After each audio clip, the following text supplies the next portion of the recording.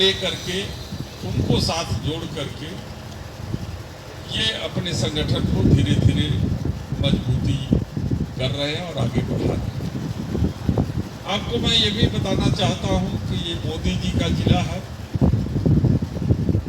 और भारतीय जनता पार्टी की कार्यशैली क्या है, किस तरीके से वो समाजवादी पार्टी के कार्यकर्ताओं को प्रताड़ित करती है, किस तरीके से वो काम करती है, ये आपसे छुपा नहीं है क्योंकि आप ही संगठन से जुड़े हुए हमारे साथी हैं। लेकिन इसके बावजूद लड़ाई के मैदान में हम लोगों ने जिस तरीके से लड़ाई लड़ी, चूंकि ये मेरा पुराना विधानसभा रहा है, हम यहाँ समय नहीं दे पाए थे। हकीकत यही है कि हमने समय बहुत कम दिया, लेकिन यही जो सामने बैठे हुए साथी हैं अपने बूथों पर खड़े होकर के जिस तरीके से लड़ाई लड़े और उस लड़ाई में भारतीय जनता पार्टी का जो मुंहतोड़ जवाब दिया, ये सब बधाई के पात्र हैं और सब हमारे साथ इसके लिए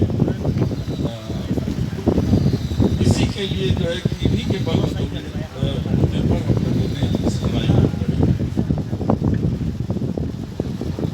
समाजवादी पार्टी बनारस में कई वर्षों से लगातार समाजवादी पार्टी यहाँ पर न विधायक बना पाई थी न सांसद बना पाए। निश्चित रूप से बहुत से कार्यकर्ता हैं जो बहुत उत्साह में है, बहुत अपेक्षा है, अपने सांसद से बहुत अपेक्षा है और अपने जनप्रतिनिधियों से उनकी बहुत अपेक्षा है। हमारे कार्यकर्ता अति उत्साही और भावुक, अगर खुश हो गए तो सब कुछ सर्वस्व न्यौछावर कर देंगे, अगर तन्नी सा नाराज हुए तो सब कुछ लेके सड़किए पे। हमको थोड़ा भाजपा से भी सीखना चाहिए। भारतीय जनता पार्टी का कार्यकर्ता अपने नेता की शिकायत सड़क पे नहीं करता और कोई एक कार्यकर्ता यहाँ बैठा हुआ ये नहीं कह सकता कि किसी कार्यकर्ता के लिए हम लोगों के दरवाजे या हम लोगों का घर बंद रहता है और कोई ये बात नहीं करता कि जो भी कार्यकर्ता गया है उसको हम सम्मान नहीं दिए हैं या सम्मान वहां उसको नहीं मिला, उसकी बात सुनी गई। लेकिन हमारी भी कुछ बहुत सी सीमाएं हैं और उस सीमाओं के अंतर्गत आप देख रहे हो कि राष्ट्रीय अध्यक्ष जैसा शख्सियत जो हमारे नेता हैं, चारों तरफ से उनके ऊपर अटैक हो रहा है। वो किस तरीके से भारतीय जनता पार्टी अटैक करती है और रोज खोजे रहती है, रोज अपने नेताओं को लगाए रहती है कि कुछ न कुछ बयानबाजी के जरिए कुछ कारणों से हमारे राष्ट्रीय अध्यक्ष को घेरा जाए। लेकिन हमारे राष्ट्रीय अध्यक्ष जी की धैर्य और जवाब देने का, तर्क से जवाब देने की जो शक्ति है, उस शक्ति के का कायल पूरा देश के लोग हैं। जो भी उनकी जवाब सुनता है मुस्कुराए बिना नहीं रह जाता है और मुस्कुरा करके जो जवाब देते हैं लोगों को बिना काटे लहर आ जाए वैसे पक्षियों को आ जाता है। उन्हीं का आशीर्वाद हम लोगों को और हम लोग उन्हीं के आशीर्वाद से आज ये मौका मिला है कि हम आपकी सेवा कर सकें, समाज की सेवा कर सकें और उत्तर प्रदेश में समाजवादी पार्टी को कैसे मजबूती से ला सकें। लक्ष्य हमारा सीधा, लक्ष्य हमारा बड़ा, लक्ष्य ये है कि हमको 27 में कैसे सरकार बनानी है। लक्ष्य ये नहीं है कि कौन विधायक का टिकट पाएगा, कौन विधायक का टिकट नहीं पाएगा। हमारे लिए वही है, हम एक कार्यकर्ता हैं, हम नेता नहीं है। जहां आप हैं वहां हम भी हैं। लेकिन मेरा अधिकार ये नहीं है कि हम राष्ट्रीय अध्यक्ष के फैसले पर सवाल खड़ा करें। अगर यही सवाल करना बंद कर दीजिए आप लोग तो शिवपुर का, बनारस की कोई सीट हम लोग हारने वाले नहीं है, सारी सीटों पर। लेकिन हमारे साथियों में भी कुछ ज्ञानी हैं, वो सवाल खड़ा ही कर देंगे राष्ट्रीय अध्यक्ष के फैसले पर, ये टिकटवा बढ़िया नहीं दिला। अब राष्ट्रीय अध्यक्ष जो टिकट देते हैं वो बड़ी परिस्थितियों के बाद सारे समीकरणों का तोल मोल करके बैठा करके देते हैं, और वो देने का जो उनका तरीका है बड़ा साइंटिफिक तरीका है। हम कार्यकर्ता हैं, हम अगर उनको मानते हैं अपना नेता, हम मानते हैं उनको अपना भगवान, तो भगवान पर कोई उंगली नहीं उठाता है साथियों।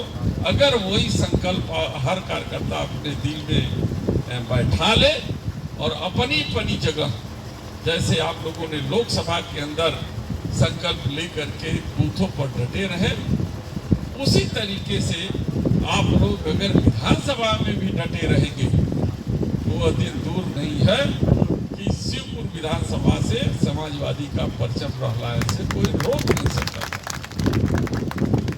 इतना बड़ा फार्मूला आपको दिया है राष्ट्रीय अध्यक्ष, वो हमारी पार्टी को समाजवादी से जातिवादी पार्टी में तब्दील करने में विपक्षी लगे कि ये एक समाज की पार्टी है।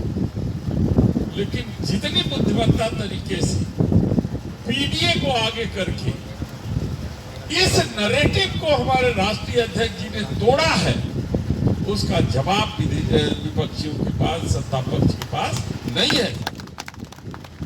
और उन्होंने वो जो पीडीए का नारा दिया, और उस नारे के जरिए आपको पता होना चाहिए कि उन्होंने जो चौसर बिछाया है लोकसभा में, उसी चौसर का परिणाम है कि हम लोग 37 और 6 कांग्रेस जीत करके वहां हम लोग उस चौसर के खिलाड़ी बने हुए हैं। आप गिनेंगे तो पटेल समाज के करीब 8 से 9 सांसद वहां पे हमारे साथ सांसद हैं।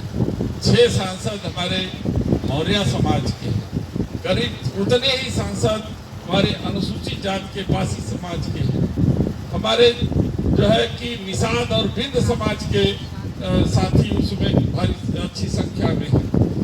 कौन सा ऐसा, हम राजपूत हैं, हम भी 2 आदमी को उन्होंने टिकट दिया था और हम भी उन्हीं के आशीर्वाद के साथ जाकर के वहाँ दोनों लोग जीत करके वहाँ परचम लहरा रहे हैं, उनके साथ कंधे से कंधा मिला करके चलते। ब्राह्मण समाज को भी उन्होंने दिया और सनातन पांडे ने ललकार करके बलिया जेल की धरती बागी बलिया से जीत का परचम लहरा करके पूर्वांचल में अपना।